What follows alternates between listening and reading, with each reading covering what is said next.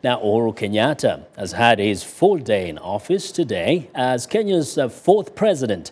The son of Kenya's first president was for many years out of the public eye, and most Kenyans did not hear about Uhuru Kenyatta or his whereabouts after the death of his father in 1978. So how did Kenyatta end up at the State House that his father once occupied?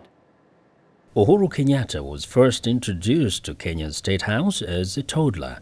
He was born on the eve of the country's independence to Kenya's founding father, Jomo Kenyatta.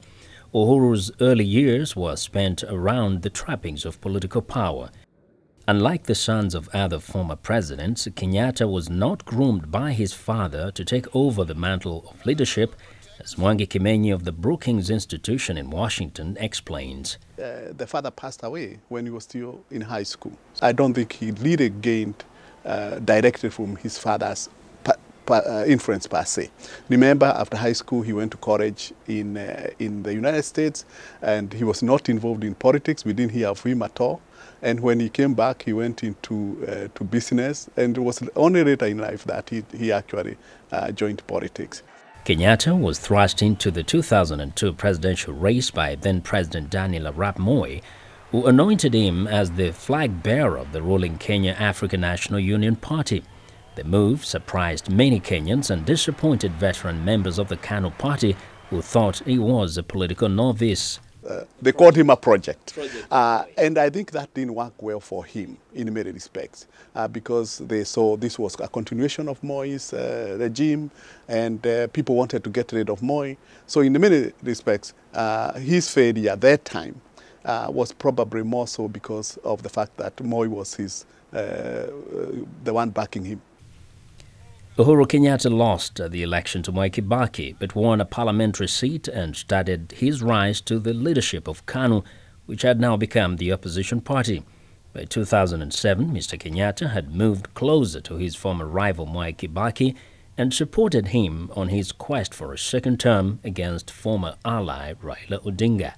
A dispute over the 2007 presidential election results triggered violence that led to the deaths of over 1,200 people and displacements of more than 600,000 others.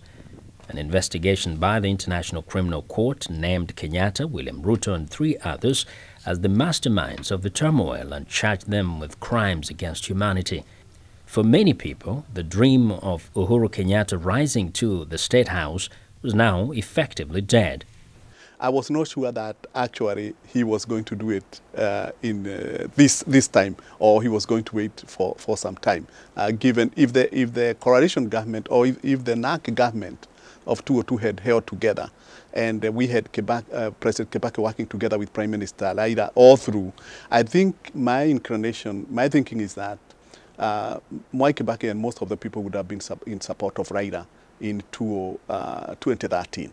I think that's the way I would see it. However, Kenyatta teamed up with co-accused William Ruto and ran a spirited campaign for the presidency.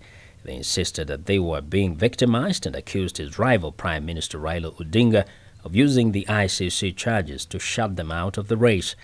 But following the March 4th elections, the Kenyatta-Ruto team emerged victorious against what some say were very difficult odds.